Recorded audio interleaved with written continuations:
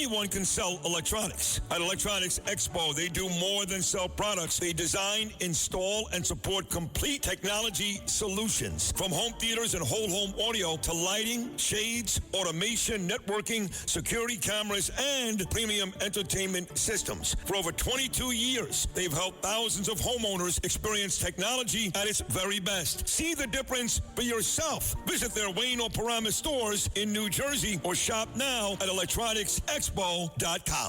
Katz and Cosby, entertaining and informative on the Red Apple Podcast Network. There is a lot of news breaking. First, of course, a big case today. This involves the guy who's accused of killing our friend Charlie Kirk, Tyler Robinson. That was in court, and a lot of the evidence came out of what's in the case, how they have the case against him.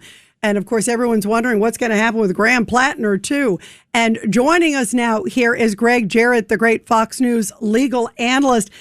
Gregg, I don't know if you heard just the new news that just broke. Graham Plattner is reflecting on his campaign. That's the political line he's putting out.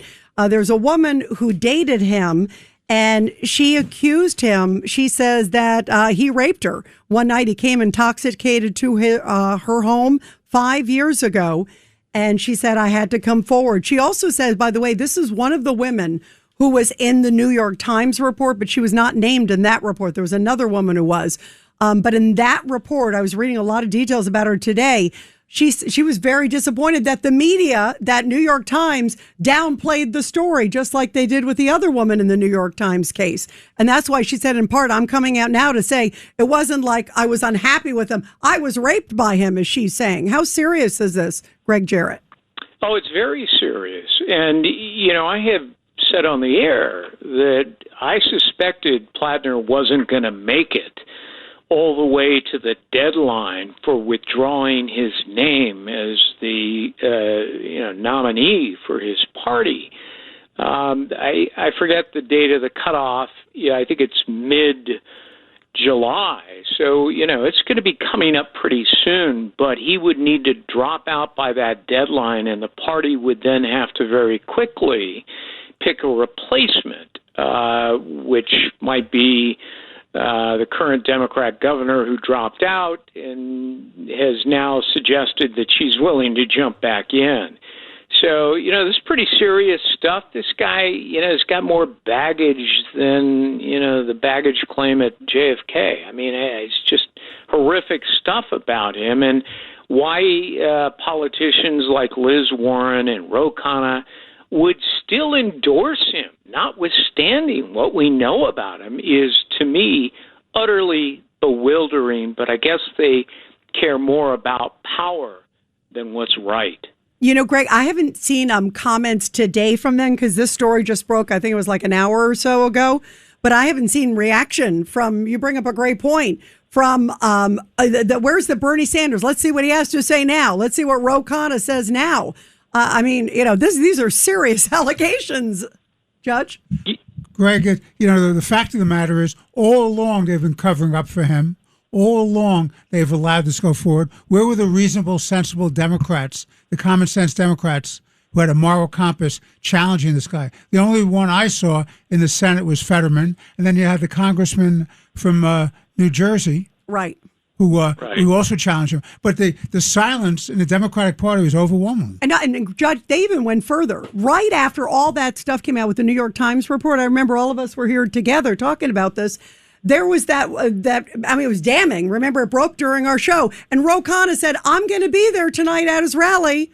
And they blatantly said, with all we need due the respect, votes. there was no silence here. There was actually an outright endorsement of this neo-Nazi. Silence against the evil that this guy manifests. I agree. And by the way, we have Michael Cohen with us, Gregg, Jarrett here, who has reconciled with President Trump. He was just sharing with us.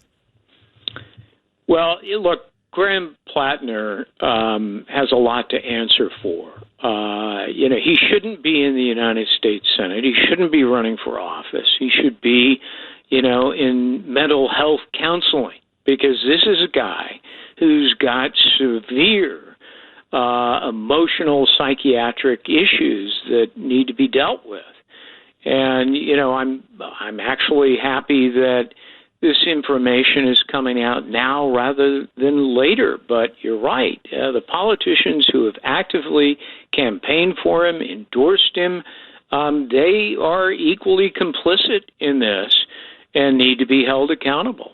And Greg, before we let you go, the latest in the Tyler Robinson case, this is the guy accused, of course, of the assassination of Charlie Kirk. Yeah, the outcome of the preliminary hearing today is day 1 of 5 days. It's a fait accompli because the evidence against Robinson is compelling and overwhelming. You've got DNA evidence linking the defendant to the suspected murder weapon, his fingerprints on the trigger, spent cartridge, unfired bullets. The most incriminating evidence of all is the written admission that he left for his roommate saying, I had the opportunity to take out Charlie Kirk, and I'm going to take it.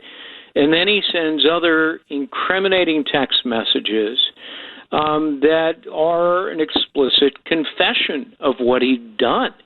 So, I don't know what his defense is going to be. I can't imagine they're going to argue actual innocence. But look, I say this as a former defense attorney, there are some cases that are truly indefensible. Yeah, it is so shocking. Judge Weinberg? Greg, do you call indefensible when you have videotape of Luigi shooting the guy in the back? Right, right. I mean, that's called clear cut. The same rationale, the same arguments I would make in the Mangione case. The evidence is compelling. It's overwhelming. It looked for a while that he was going to admit guilt, and within 24 hours, the defense team reversed course. So, these guys get their day in court. They're presumed innocent. The burden of proof is on the prosecution. But as cases go, both of them are pretty easy cases to make. Almost as easy as that FIFA call, right? The one where Trump ended up getting the red card. And he said, he said, all I said was it was a bad call. By the way, it was a terrible call. And at the end of the day, you know something?